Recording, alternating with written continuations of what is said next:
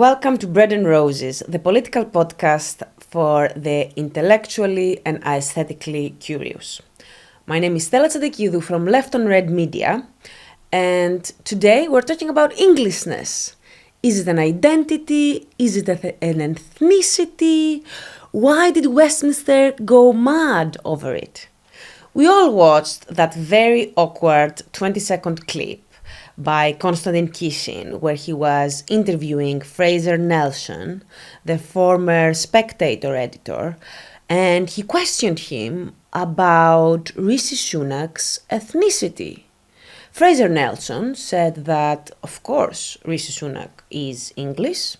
He wrote a Times op-ed defending his position, but Konstantin Kishin hit back, as did later on in a Telegraph column, Suella Braverman, the former Home Secretary. They said Rishi Sunak cannot be English because of his Asian heritage. So what does it mean to be English? Does it have to do with your race? Does it have to do with your culture? And why is that important about politics? Most importantly, for politicians who are trying to convince the public to vote for them, what does the public think? Does the public care about Englishness? We will find out today. With me today to discuss this is Renie, political researcher with more in common, but today he will be chatting to me as a friend. We talk about the issue of Englishness as an identity quite a bit, and he's a very astute observer of Westminster. We have some political differences, but mostly I would say politically we are quite on the same page, Renie, on a lot of issues, and we've gone through similar journeys over the years. So why don't you give me a short recap? Why was Westminster so obsessed with Englishness? Well, so there was the podcast. Well, firstly, thanks for having me on, Stella. Of course. It's great to be here and the launch of your new podcast.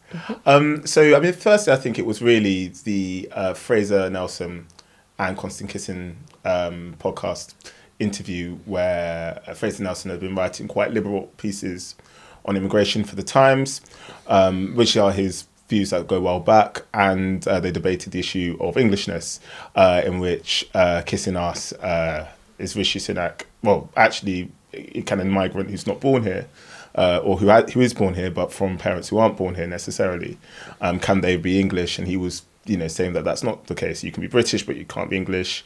And Fraser Nelson insisted that Rishi Sunak is English and is English as any other person. And Kissin said that was an outrageous thing to say, and that blew up, and you had a clip saying, well, he's a brown Hindu, how can he be English?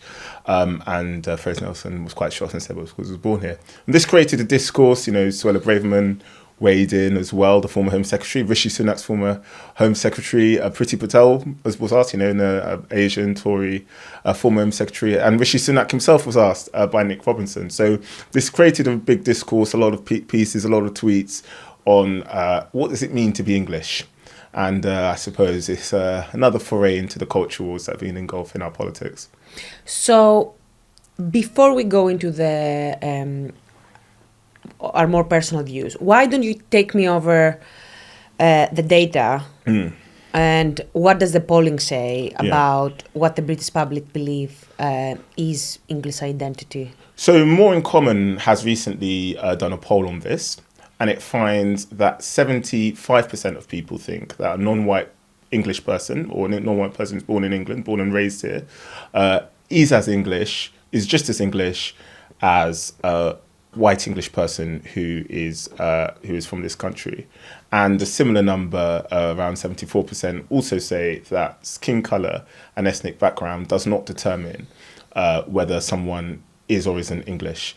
So you've got a very high proportion of the public who say that Englishness is defined in civic terms and cultural terms rather than, ethnicity or race. Only 15% of people disagree with that view. It also by the way, actually correlates with a lot of the other polling out there. So YouGov ran a poll I think around almost 10 years ago, I think in 2017. Also, I think they did another one in 2019, where it found 80% of people believe that, to be British, you just need to be born here. 57% of people actually said that even someone who's raised here but not born here can be described as English. So 80% say that if you're born here, you're English. 57% say if you're raised here, you're English. So again, that's one other data that's there. British Future, in collaboration with John Denham, has also found very high numbers. 77% believe that you don't have to be white to be English. Only around a similar number, around 15%, around that 10 to 15% mark, only disagree. So this is actually something that's quite consistent. Also, More in Common has done polling around British identity as well, and you find a similar number of people, over around 80%, say that being British isn't based on race or skin colour or ethnic background or religion. And also the religion question was asked in terms of the Englishness question recently, and it finds a similar amount. So you've got three different polling organisations effectively saying the same thing, which is that there's a very high number of people who regard Englishness in those non-racial terms. Another interesting thing that the data finds is that, ironically, non-white people are less likely to say that Englishness is defined in cultural and civic terms than white people are. So white people are actually, the vast majority of white people say that it's defined in civic and cultural terms. But Asian Brits and Black Brits, it's still a majority, but it's actually substantially lower. That's what More in Common finds. Also, British Futures found the same thing. So you've got this weird irony where effectively the sort of ethno-nationalist argument is more purchased with ethnic minorities than it does with white people. And I suppose it just gives you just an added complexity into what public opinion is on these issues. I think me and you kind of have an answer to that last thing, which disagree with me if you don't think that's the case. But the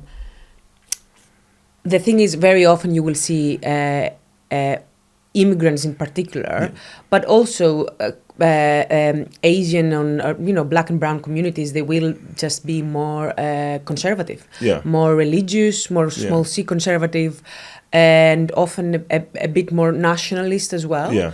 So I think this is one of the reasons why, for me, for example, I am an immigrant. I am not, I eventually will start calling myself British, maybe at some point in some capacity. Although ethnically, I would never call myself English or anything like that, because I'm not born here. I was born and raised in Greece. And I don't think that the question was ever about people like me anyway. But I do feel like possibly one of the reasons why I feel more comfortable with things like British patriotism is because I was raised in a different culture. So I wonder whether this is why you see more second or third generation immigrants being more okay if, I don't know, when white British people are being more nationalistic than them. Yeah, I think there is definitely something to that. I think it is important to say, though, that the majority of ethnic minorities still think that Englishness is defined in cultural and civic terms and don't believe that it's defined in ethnic exclusive terms. So it's still a majority. It's still quite a big majority. But it is, I do think, I think there is definitely something to non-white people, for example, believing that Englishness is something that's quite, white, something that's quite ethnic as well, rather than something that is necessarily civic, whereas British has always had the sort of imperial legacy to it. So it's always been, people in the British Empire can be British, but, Englishness, as after, the fall of empire, may have some ethnic resonances. So I think there's something there. I think there might also be an element of politics as well. We might touch on this later, I don't know. But I think there is an element in which the left has been less likely to sort of assert Englishness in civic and cultural terms, and rather prefer Britishness, and Scottishness and Welshness, for example, aren't defined in those terms. But Englishness, I think, on some parts of the left there's sort of a kind of, like the Orwell quote about the English intelligentsia, rather, wanting to, like, I think, spit in the poor box and, sing God Save the King. I think there's an element of, nervousness and unease about English identity, which doesn't apply to necessarily other identities. Maybe people raised in that culture might sort of pick that up. But then again, that being said, the majority, everybody doesn't, most people don't regard Englishness in ethnic terms. So I think there are definitely many factors as well, right-wing people, immigrant heritage as well, probably politics, which might influence how people see that and shape how some minorities see that. But it is a very interesting... I can imagine one of the, defender of Englishness as an ethnicity that must encompass race, listening on us discussing this and saying, oh, you just made my point for me, Stella, because you are suggesting that someone will be have a different definition of Englishness because they are a second, third, or whatever generation of immigrants. So you are conceding that it does matter, which I guess is what they're coming to. But for me, and I can't remember who wrote this, in the New Statesman, there was this article where they were saying if you're going to define Englishness in racial terms, which is what people are getting to, is, well, if you're going to do that, then you're suggesting that Americans are more English than someone like Rishi Sunak or Suella Braverman or Priti Patel. Which is ridiculous. Which I think most people would regard as ridiculous. Like, is Marcus Rashford less English than, like, some wasp who's been in this country who's never been set foot in this country or ever? The ethnic person would have to say that they are, which I don't think makes sense to most people. And people have asked me, how would I feel if someone was telling me that, if I moved to Greece and then I called myself Greek, how would you feel about that? Blah, blah, blah, blah, blah. And they kind of make my point for me, because from my paternal side, my paternal grandparents, they were refugees from Turkey. They were Greek. They were an ethnic minority called Pontiac Greeks, and they are a lot Greeks from that region in Turkey are significantly darker than other Greeks. So my dad is quite dark skinned. Our characteristics are quite dark skinned. But nobody in Greece would ever say you are not Greek. It's considered an ethnic minority, but it still falls under the umbrella of Greece, and that's just because after the Ottoman Empire and after World War II and everything else, the Greek ethnic identity became what it is today, which encompasses all of these different groups. And I always thought that Britishness obviously includes all of the different ethnic groups, because of the colonial past of the UK, but then also with England and Scotland and Wales, how would the different ethnic groups not have that regional identity?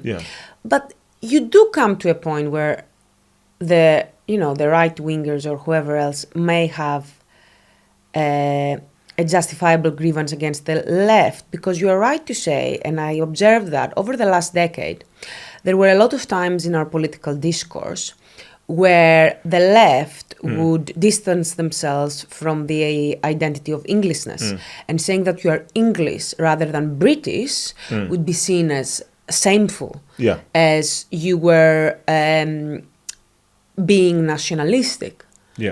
Is this something that you noticed as well? Yeah, so there's also more research on that. So More in Common, More in Common has 7 segments. So progressive activists, who make up the majority of Labour Party members, around 67% of Labour Party members are progressive activists. So, highly engaged, highly educated, more likely to be a higher income, more likely to hold views on cultural issues. We all know the quote unquote woke, etc. Lots of ink has been spilled on this, so I don't think we need to rehearse that. Then there's established liberals, who are sort of like blue wall, FT, the Times kind of people, centrist dads, those types, that kind of characteristic. So that encompasses about 12% of the public. Then you have loyal nationals, red wall voters, quite authoritarian on cultural issues, but on left on economic issues as well. You have disengaged battlers who are probably more in the middle, quite centrist, quite disengaged from politics. Civic pragmatists who are a bit more like the progressive activists, but not quite as political, not quite as ideological, more likely to want compromise. And then you've got disengaged traditionalists who are more reform, more sort of right wing and backbone conservatives, traditional Tory people. All the groups, bar progressive activists, think that English pride doesn't reflect racism. Obviously, you shouldn't generalise because there are many progressive activists who do think that English pride isn't necessarily racist. But it's a minority of them. And they also are less likely to say they're proud to be British, less likely to say they're proud to be English. You also can look at polling on the St George's flag. Around 20% of people, more likely to be Labour voters, not all Labour voters, but more likely to be Labour voters, who have quite a negative view of, the St George's flag, etc. But that doesn't count for other flags. So there is definitely there is a lot of evidence to suggest what you're saying is true, that, the data does show it. There is a distinct sort of nervousness around Englishness on the left. And I think in a way that also does sort of play into that sort of right-wing argument. Because if you're saying that Englishness is somehow reactionary, it's racist, it's white supremacist, etc., then that's not that different from a reaction. You say, well, this is what it means to be English. I mean, you're both saying that to be English means holding those characteristics. It's just that one side is saying, and therefore it's a good thing, and therefore, Rishi, you're not English. And the other side is therefore saying, well, it's a bad thing, therefore we should abandon Englishness. But they're both agreeing with each other in a really weird way. I call it, and my friend Tom Owolade, a friend of ours, he mentioned it in his book, woke powerlism. So I call it woke powerlism because you're effectively saying that, you're effectively buying the Enoch Powell argument that the ethnic minority can never be English. But you're just saying, therefore, we need to deconstruct Englishness. We need multiculturalism. Not multi-ethnicity. I think the two things are I personally believe two things are quite different. We need multiculturalism to say, well, this is their culture. They should stick to their culture. They can't be part of the English culture, the British culture, because there's something alien, there's something foreign. And I think that also, in a weird way, just sort of converges and conjoins with actually the right-wing argument, but they're both get it at different ways. But the majority of people, in all the segments, including reform, 67% of reform voters in the polling say that to be English is, a non-white person can be just as English as a white English person. 67% of reform voters.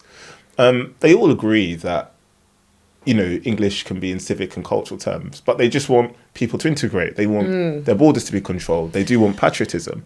So it's figuring out, I think, actually, a lot of the binaries that we have in the sort of discourse and the quote unquote culture war doesn't quite reflect, I think, what is going on out there in the country and how people think about these things. So it's our fault. It's the left's fault that the English ethno-nationalists are in revolt. No, I don't think so. I don't think that. But I do think that we have. I do think that we have committed the same. Yeah.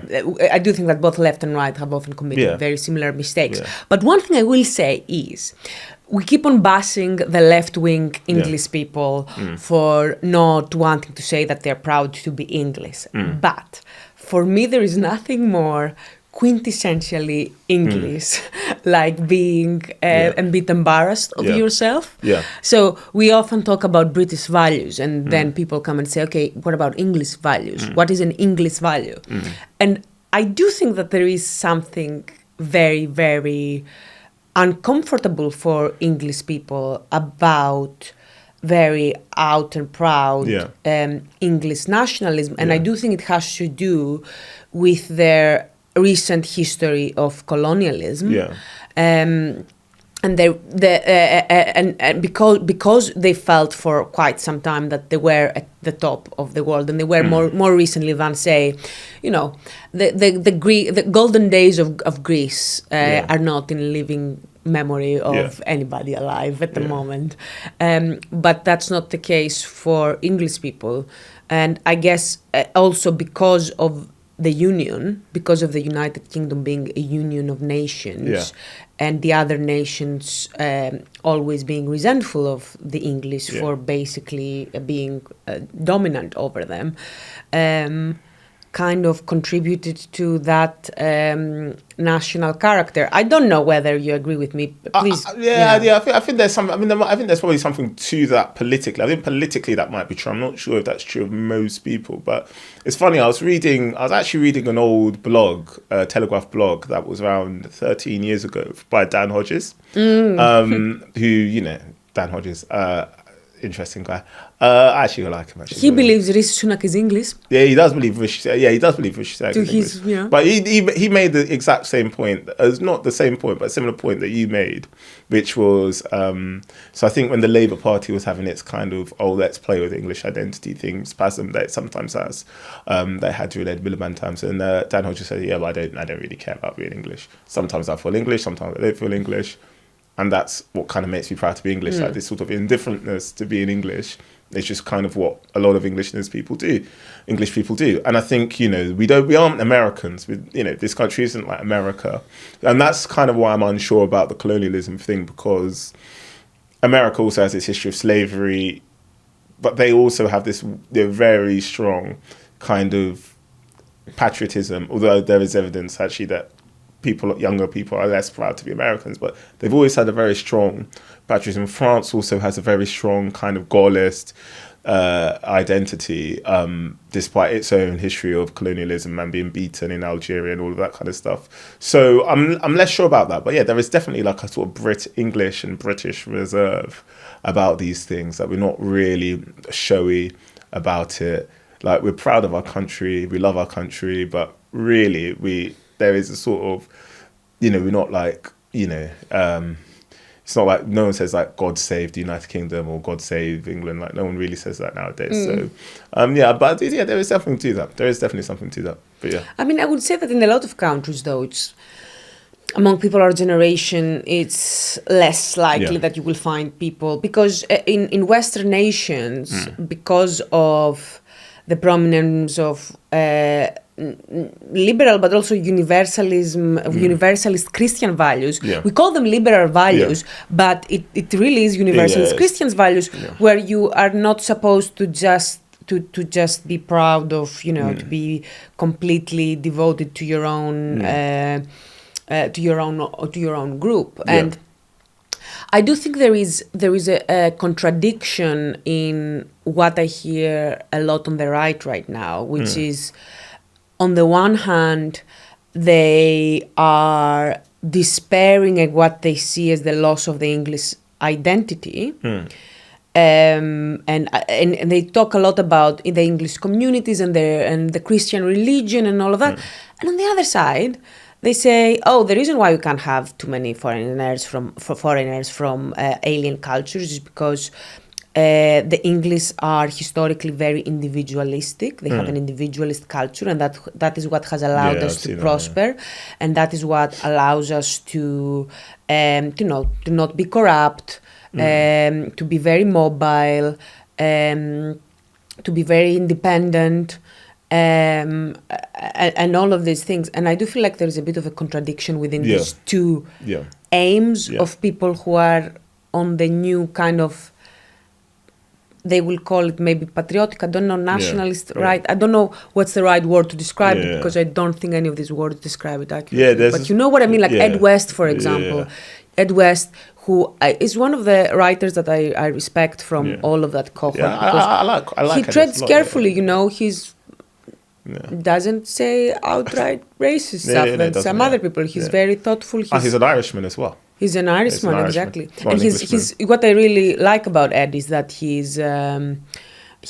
weaves a lot of historical facts, which I do not have the education to always to always evaluate. But he's I've learned a lot from his writing. There's something to that. I think there's something, but I think it's also, there is a sort of fissure on the right on these questions. And Ed West is kind of an interesting case, in which I think he's probably more of a more sort of in the Roger Scruton camp, because you've got Roger Scruton, who probably less of the sort of individualistic kind of argument. I think yes, actually, because he was a big fan of like common law and all of that kind of stuff. And I suppose, yeah, there is something to like common law and, you know, quite a strong emphasis on property rights, etc., which is quite distinct and unique in England compared to like, you know, Europe, where they've got civil law and all of that kind of stuff, where the state tells you what to do, or you can do stuff because the state allows it, rather than, you know, in our country where actually the state is quite limited in that regard. So there's probably something to that. But I think, you know, you've got Scruton, who it was quite nationalistic, I think you could argue. Some would say, I think, with some of what he would write may have strayed near to Powell. But the interesting thing is Scruton, despite his criticisms of, you know, immigration, and some of what he would write about Muslim migration, actually, you know, let's be honest. I am an admirer of Powell, not Powell. Scruton. Scruton, yes. You're not Powell, I'm not an admirer of Powell. But we'll come to Powell, actually, because it's an interesting point. But I think with Scruton, I am an admirer of him in many ways, but I think he actually addressed a point in an Enoch Powell documentary where he said what Powell got wrong was that it's not about race, it's about culture. And then there's a City Journal article where Scruton is criticising multiculturalism, but he says it is completely possible for an immigrant to join or someone from immigrant ancestry to join a different culture. It's about who you belong to. It's about whether you feel loyalty or fealty to a nation, etc. So you've got, and he's criticising multicultural, say some cultures are better than others. Some cultures are good, some cultures are bad. You know, the argument against immigration is not about race, it's about culture. Yeah. So you've got the Scruton argument. You've got, a sort of Fraser Nelson sort of more liberal argument. One I don't think would make the same sort of nationalistic cases as Scruton does, but is a liberal, but does fundamentally think it's about culture, not race. And then you've also got, I think, the sort of online right, which you are quite reluctant with the idea that increasingly reluctant about the idea that assimilation is possible, and actually all like to define Englishness in quite ethnic terms. So I think you're actually seeing a fissure on the right between a sort of more liberal right, you've got a more conservative, cultural protectionist, but not ethnic nationalist right, and you've got a right which is also flirting with sort of ethno-nationalism, etc., trying to defend that, conceive of Englishness in terms of white identity, and trying to defend Englishness in those terms, even though they may not say it quite as explicitly, do definitely think it, and is the logical implication and conclusion of what they're saying, and some do actually say it quite explicitly. And I think, you know, as we talked about the left and we did the woke bashing a little bit earlier on, you know, and it is true that you do see on various cultural questions the sort of progressive activists, you know, occupying space of 10, 20%, maybe at best 30% of the public, compared to huge majorities or pluralities or majorities in many cases disagreeing. I think we're seeing the same thing on, you know, probably that edgelord sort of ethnic right, where they're now occupying a space of probably around 10, 15% of public, whereas most people, including many of the people they think they're speaking for, just as the left did on, you know, a whole host of questions, don't necessarily agree. So I think it's something that the right need to intellectually work out, you know, politically, strategically, intellectually. How are you going to reconcile that kind of ethnic nationalism with a broader segment of the public who don't, including right-wing people, by the way, who don't, 67% of Reform voters who don't agree with that. You know, so I think that is an interesting debate to be had.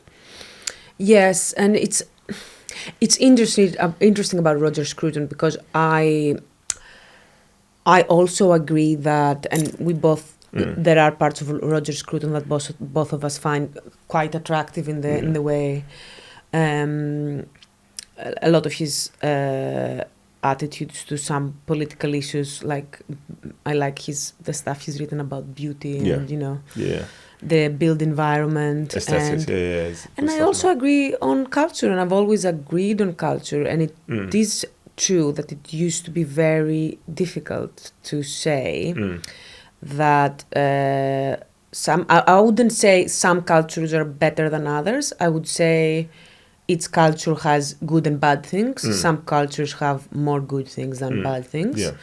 And this is why I moved to the UK and I didn't move to some other country. This is why, for example, I don't want to move to Saudi Arabia, even though economically I would be doing really well there. Yeah. But culturally, I would absolutely hate it. Yeah. But equally, I think both the British culture and Greek culture have positives and negatives. And while I adopt all the good British characteristics that I think are very positive, like, for example, politeness and, a strong detest for corruption, meritocracy, and a strong consideration for other people and a strong consideration for equality and treating people with respect is something that I feel like I have developed a lot from my interaction with British culture. I'm not going to suddenly start eating like a British person. I think Greece has a better food culture, for example. Or I'm probably closer to my family than... Not probably. I am closer to my family than the average British person I know. And that's not something that I'm going to change because there is no need for me to do that. I feel like it serves me well.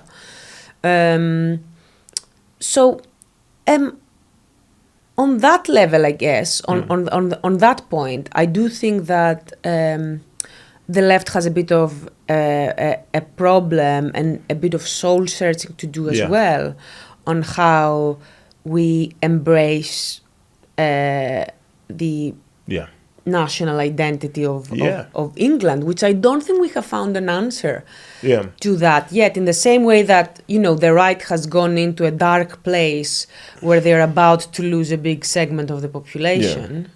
Or they're at risk of doing that if these voices become mainstream, if they mainstream these voices, if they start tolerating these voices, if, the politicians and the journalists start thinking that these voices... But I think that they already are. I do think that you already have, the Conservative Party is at the grips of ethno-nationalist rhetoric. I don't know, actually. I think there are some... I think, to be fair, I think there are some who are playing into that, definitely.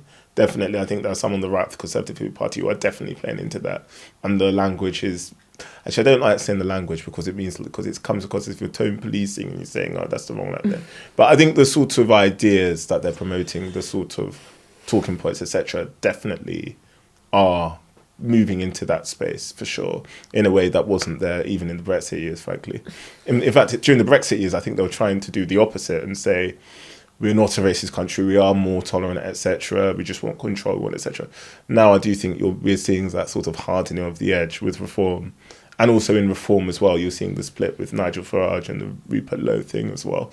But I think, on the sort of... But then again, you've got Kemi Badenoch, her rise.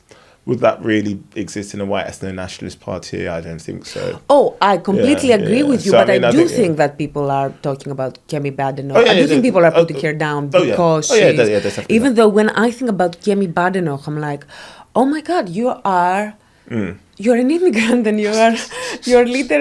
I love it. I'm like, go Kemi. Represent immigrant women in British politics. Well, now they're going to leader of the most victorious party in Europe. Now they're going to clip that and say, well, they're diversity. But no, there is definitely a racist element to I think some of the Kemi criticism, for sure, definitely. So I think you're seeing that tension, but I think it's the tension that you're seeing.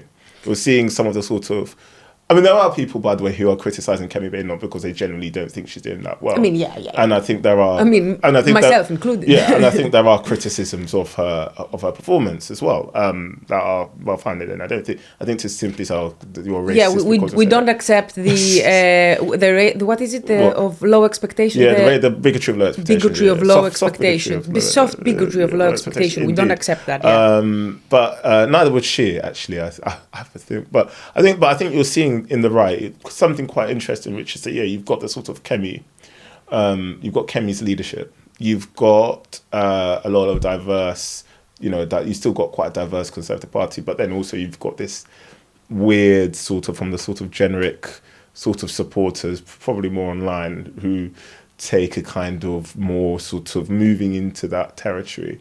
The sensitive young men of Westminster. Yeah, well, I don't know about that. They're all good men and women, I'm sure. But but I think you're seeing some of that play out, and I think that is quite interesting. That sort of tension, that sort of contradiction there. But yeah, on the left, I mean, you're seeing Morgan McSweeney trying to move into that space in terms of adopting, a blue Labour approach, talking about immigration in quite harsh terms, in fact trying to outflank Kemi Badenoch on issues of immigration, talk about, obviously the flag, a lot of the stuff on the flag, a lot of the stuff on, patriotism, etc. That, that was in the last election campaign. But then I think the thing with the left at the moment is intellectually, what is it?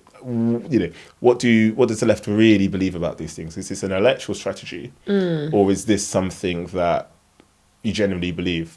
Because I think a lot of them aren't, they're not keen on patriotism. They're very suspicious of the nation state. And I think, to be honest, from a left-wing point of view, I think there are good reasons to be skeptical of and critical, not even skeptical, critical of nationalism and patriotism and the flag and all this. I think there are reasons to be critical of it. I wouldn't say opposed to it, but critical of it. But I think some of them, therefore, they haven't quite resolved the tension and they don't quite know what they think. And it's maybe to win votes to stop reform rather than... it depends on who you're talking about, right? Because I know... I know people in the Labour Party who I think are actually quite liberated by the fact that they can now talk about this and use the symbolism. For me, things like religion and nationality, like one's own country, and like identity issues like that, which connect you with the people that you have to live with rather than just, I'm a woman, so I am connected to every single woman on earth. Yeah, the identity politics. Yeah, I do think that things that can... You do need some kind of symbols in your life, generally, in the here and now. And for me, as a left-wing person, while it's nice to think that the world could evolve to, a situation where we are all one together, living peacefully. This is not going to happen in my lifetime. And for the time being, I do agree, I do concede to the right who thinks that, oh my God, you're an open borders lefty, you're going to do this and that. I'm like, no, I'm going to do no such thing where I somehow want British people and, the Saudi Arabian government to be one country. I would like to stay here, away from the cultural factors I don't like. But also I mean, also there is a left-wing, there is a history of, there is a left-wing patriotism the left can draw on. I mean, people have been saying this for ages. I mean, it's sort of quite boring now. It's also quite cliched, but like Orwell, for example, the Chartists, the Levellers, all of that kind of stuff, the English Civil War. There is that sort of, Clement Attlee would talk about England. You had, in the Second World War, speak for England. I forgot the Labour MP, Arthur, whatever, not Arthur, maybe Arthur Greenwood, I forgot his name, but I think it might be him, who said, speak for England during the Second World War. You had, the New Jerusalem trying to build that sort of, marry socialism with patriotism. Like, it's not, I don't think it's particularly out there to say that the left can be patriotic. I mean, even in the 1970s, you look at, for example, the common market debate. Even after the Yes campaign won, if you look at the 1979 manifesto, the Labour Party is talking about the sovereignty of the Westminster Parliament, not just in sort of the EU is a capitalist club, but in sovereigntist terms. Peter Shaw, Michael Foot, Tony Benn, men on the left of the Labour Party, appealing to an English radical history. So I don't think there is anything necessarily contradictory about the left embracing the nation, national identity, all those things. I actually think the two things can go together in complement. How do you have social solidarity to have a welfare state without the nation state, without us therefore feeling that we have something, a sense of fellow feeling to people in the same country, people we pay tax to. People don't have that for people, in Saudi Arabia or etc. I mean, we may have some, and I think we do have some, and I think we probably, personally, I think we should have some fellow feeling towards our fellow human beings, but we have more fellow feeling towards those who we share a country with. Now, some people might then use that to justify racist or ethno-nationalist arguments, and I think it's perfectly reasonable for the left to challenge that, or for liberals. I think liberals and left should challenge that, but the fact that an argument could potentially be used as a dog whistle for something nefarious doesn't necessarily mean that that argument has to be a dog whistle for something nefarious. And if you, for example, ignore that argument or pretend that argument is racist or dismiss it or refuse to engage with it, you're effectively playing into the hands of those people who do think, on the right, who do think that nationhood has to be defined in racist and ethnic terms. So I think it's an opportunity. Actually, I think this sort of Englishness wars is an opportunity, could be an opportunity for the left, could be an opportunity for liberals to actually talk about nationhood, identity, not in a twee, boring, the London 2022 Olympics, wasn't that so great, way, but a more substantive engagement with what it means, with what national identity means, with what citizenship means, with what these questions mean. I think it could be an opportunity as well, actually. Yeah, I agree. And what I always say is the thing you need to remember about immigrants, people coming to the UK, making Britain their home, is that they want to feel proud of this country. And if they are here because they like the values and whatever, and the culture